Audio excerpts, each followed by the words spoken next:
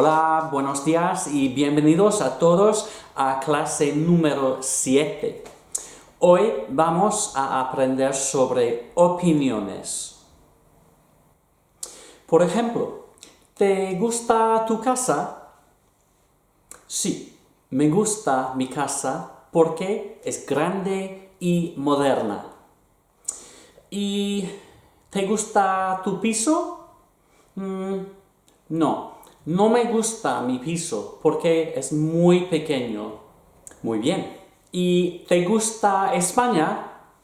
Sí, me encanta España porque es muy bonita. ¿Y te gusta español?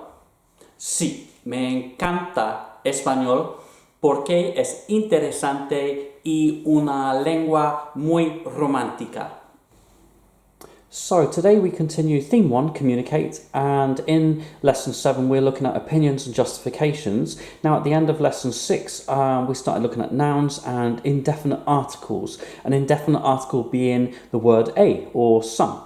So what I'd like you to do please is look at the numbers 1 to 8 and I want you to fill in the gaps with the correct word of a or some. So un, una, unos or unas. Off you go.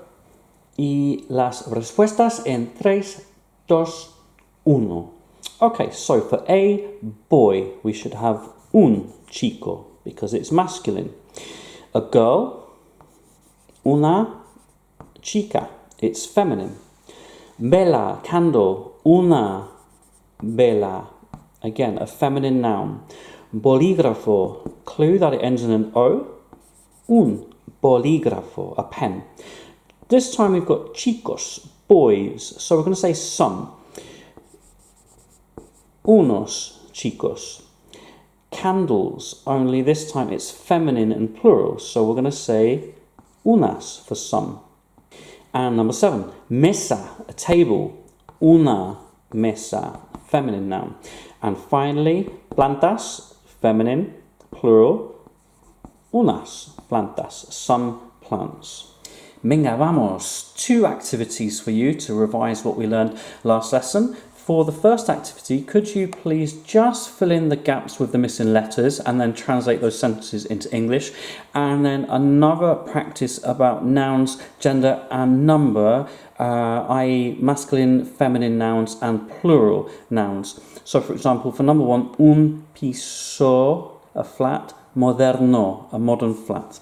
Okay, come back to you in about 5 minutes. Hasta luego. Vale, y listos en 5, 4, 3, 2, 1. Okay, number 1 translation.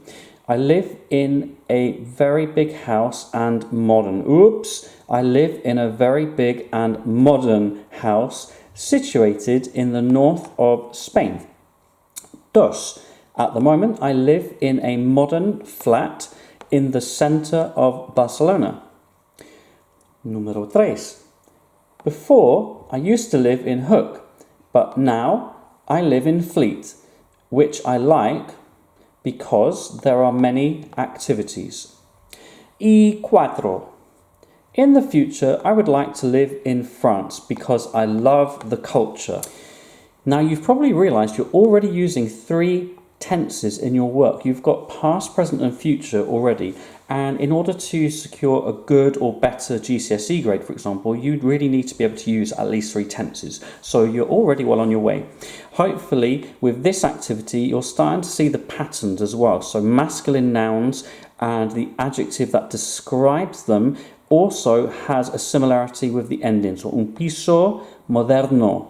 So it's a masculine noun and the adjective agrees with the gender of the noun, moderno. Likewise, una casa moderna. Look, a. Okay? A modern house. Feminine. Venga, y ahora vamos a aprender los puntos cardinales. Los puntos cardinales. Por ejemplo, el norte, el este, el sur, el oeste. Primero, por favor, escuchad y repetid. Mi piso está situado. Mi casa está situada. Mi pueblo está ubicado. Mi ciudad está ubicada en el norte, sur, este, oeste, noreste, noroeste, sudeste, sudoeste. Venga, vamos a practicar y memorizar las palabras. ¿Cómo se dice en inglés, por favor? Norte, north. ¿Cómo se dice oeste? West. ¿Cómo se dice en el sur? In the south. Noreste, northeast. Mi piso está situado. My flat is situated. Continuamos. ¿Cómo se dice sudeste? Southeast. En el norte. In the north. Mi casa está situada. My house is situated. Mi piso está situado en el norte. My flat is situated in the north. Y finalmente, mi ciudad está ubicada en el sudoeste. My city is located in the southwest. Vamos a continuar en 5, 4, 3, 2, 1. Como se dice en español, south, sur. Como se dice en español, in the, en el. Como se dice en español, my flat is situated. Mi piso está situado. ¿Cómo se dice en español west? Oeste. Como se dice en español, my city is located. Mi ciudad está ubicada. Y finalmente, ¿cómo se dice en español, my house is situated in the south of Scotland?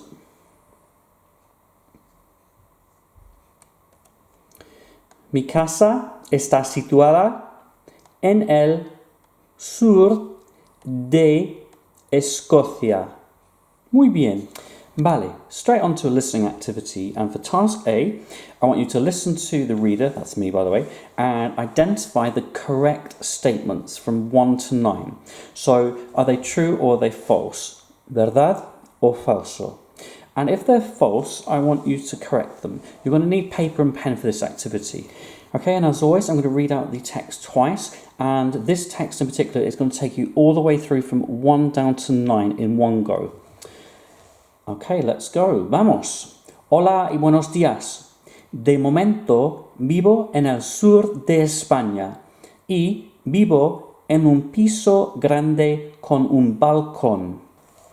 Mi ciudad se llama Málaga y mi madre y mi padre viven cerca, al oeste, en Benalmádena.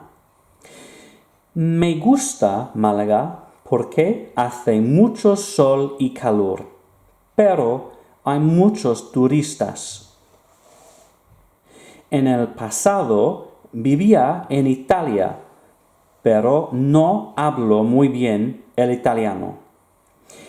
En el futuro me gustaría visitar Escocia porque parece muy bonita y la cultura es muy interesante.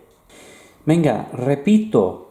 Hola y buenos días. De momento vivo en el sur de España y vivo en un piso grande con un balcón. Mi ciudad se llama Málaga y mi madre y mi padre viven cerca, al oeste, en Benalmádena. Me gusta Málaga porque hace mucho sol y calor, pero hay muchos turistas. En el pasado vivía en Italia, pero no hablo bien el italiano. En el futuro me gustaría visitar Escocia porque parece muy bonita y la cultura es muy interesante. And before we answer those questions, we're going to move on to task B. So you're going to listen to the script and you're going to answer the following questions in English. On this occasion, I'd like you to write as much information as you can, and the marks below will show you how many pieces of information you will hear and that you could make a note of. Vale, vamos. Hola a todos. ¿Dónde vivo? Pues vivo en la isla canaria de Lanzarote, en un pueblo situado en el sudeste. Me gusta porque hace mucho sol. Okay, and I'm going to repeat answer 1 for you. Hola a todos. ¿Dónde vivo? Pues vivo en la isla canaria de Lanzarote, en un pueblo situado en el sudeste. Me gusta porque hace mucho sol. And question 2. En el pasado, hace 5 años, vivía en el norte de España, en la ciudad de Santander. Me gustaba mucho porque es una ciudad muy bonita. Y repito, en el pasado, hace 5 años, vivía en el norte de España, en Santander, la ciudad de Santander. Me gustaba mucho porque es una ciudad muy bonita. Y finalmente, número 3. Un día me gustaría vivir en la ciudad de Londres, situada en el sudeste del país, porque me gustaría aprender inglés y también hay muchas oportunidades de trabajo en Londres. Repito, un día me gustaría vivir en la ciudad de Londres, situada en el sudeste del país, porque me gustaría aprender inglés y también hay muchas oportunidades de trabajo en Londres. Y las respuestas en 3, 2 y 1. Okay, number 1, the reader currently lives in North Spain. That is false, it's the south. Number 2, the reader lives in a small flat. That is false, it's actually big, grande. It has a balcony. Yes, it does. New word for us, un balcón. Number 4, the reader lives in the city of Malaga. This is true. 5, the reader used to live in Benalmádena. That's false. It's the parents who live there. Number 6, the reader loves where he lives. That's false, actually. There was one positive. The reader likes the sun and the heat, but there are lots of tourists. Number 7, the reader would like to live in Italy. That's false. The reader used to live in Italy. 8, the reader speaks very good Italian. That's false. The reader said he doesn't speak very good Italian. And finally, for number 9, that is also false. The reader says he would like to explore Scotland in the future. And the answers to task B, where does the reader live and does he like it? Why not? So, the reader lives on one of the Canary Islands, the island of Lanzarote, in a town situated in the southeast. He likes it because it's very sunny. Question 2. Where did the reader live years ago? Did he like it? Why? Why not? Well, in the past, and specifically 5 years ago, the reader said that he lived in the north of Spain in the city of Santander. He liked it a lot because it's a very pretty city. And finally, number 3, where would the reader like to live in the future and why? So the reader says, I'd like to live in the city of London, situated in the southeast of the country. The word país is country, because I would like to learn, aprender, to learn English, and also there are many opportunities for work in London. Do you remember from lesson 1 and 2 we saw the word trabajo, meaning work or job? Okay, so here is the script I read out for you for the first activity. And what I'd like you to do, you're probably getting used to this now, is to translate that script into English for me. Whether or not you do that orally or in writing is completely up to you, but make sure if there are any new words, you do make a note of them. Okay, I'll come back to you shortly. Vamos, buena suerte. Y vamos a traducir el texto al inglés en 3, 2, 1. Hello and good morning. At the moment, I live in the south of Spain and I live in a big flat with a balcony. My city is called Malaga and my mum and my dad live close by or nearby to the west in Benalmádena. I like Malaga because it's very sunny and hot, but there are many tourists. In the past, I used to live in Italy, but I don't speak Italian very well. Check your word order there, folks. In the future, I would like to visit Scotland because it seems very pretty. New word, parece, it seems very pretty, and the culture is very interesting. Vamos, so this is something new for us. It's what we call a trapdoor activity, and as you can see there are 4 blocks of information and in each block vocabulary. Now in theory, if you took a word or structure from each block and put them all together, you should come up with a sentence. So let's just have a go. Adoro, I love, mi casa, my house, I love my house. ¿Por qué? Because it is bonita, pretty. So, adoro mi casa porque es bonita. That seems to work out well. So what I'm going to do is I'm going to read out 5 sentences to you in English, and you need to write down for me the corresponding Spanish. So quite simply, by choosing a word or structure from each of these boxes. You're probably going to want to just pause the video and have a read through those before we start. Vamos, listos? Number 1. I love my house because it is modern. I love my house because it is modern. You might want to pause the video at this point. Number 2. I really like Spain because it is very lively. I really like Spain because it is very lively.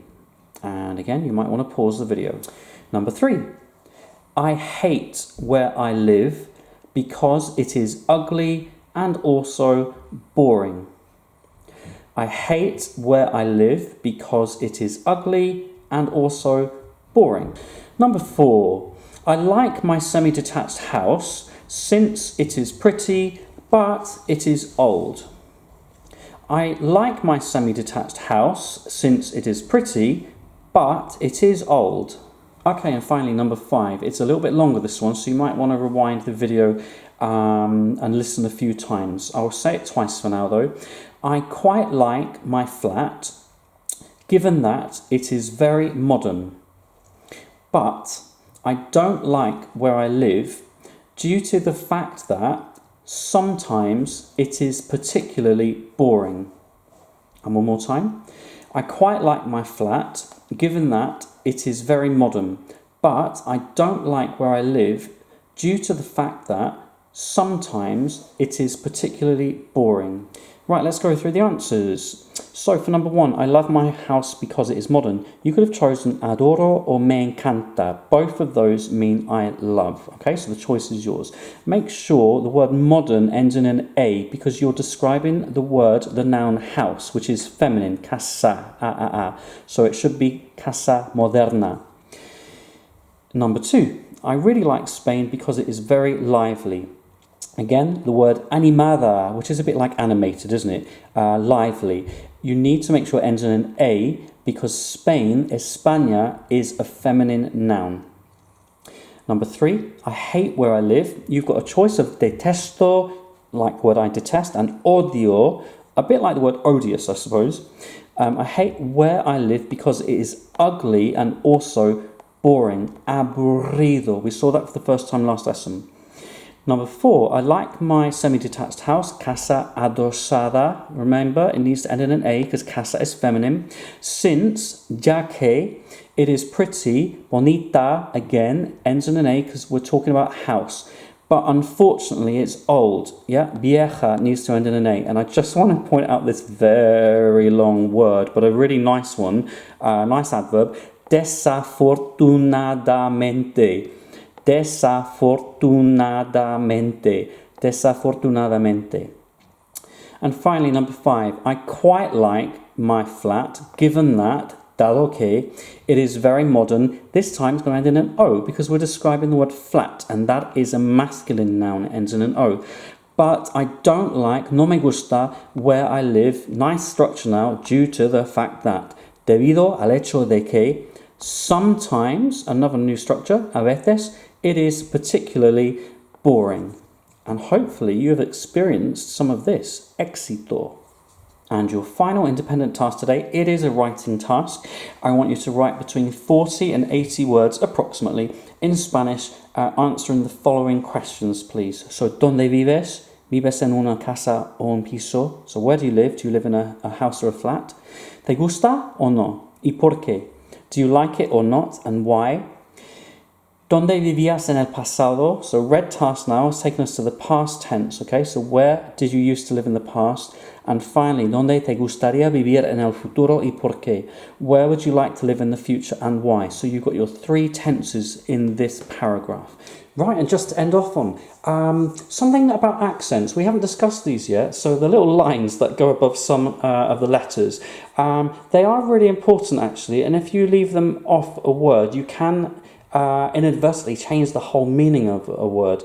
But primarily they are there for pronunciation, and it tells you where to emphasize a letter. So instead of saying vivía, where that accent is, we're saying vivía. This one, not me gustaría or me gustaría, but me gustaría. Buenos días. Okay, it's where you place the emphasis. And these are called acute accents. I always say to the students, go, oh, that is a cute accent. And then they always roll their eyes at me, understandably. So these are acute accents, okay? These accents, these are called, they're not the squiggles, they're called a tilde, and they make the ñ sound like onion, España, español. So some examples of where leaving an accent off a word can actually change the meaning. Well, first of all, I think we all know this one, año, year. If you take off the accent, it means something very different, you know, okay, bottoms. But also, grammatically, a word like hablo, which means I talk, I speak, hablo, if you put an accent over this, habló, it actually means he or she spoke. It's a past tense, okay? So these accents are there for a reason and they're there to be learned, please. I don't know about you, but estoy muy cansado hoy. You have worked very well today, muy bien hecho. Tune in next time when we're going to continue the topic of house and home, and we're going to be focusing on gender agreements and plurals just a little bit more, practice our grammar. Okay, but for now, hasta luego, adios.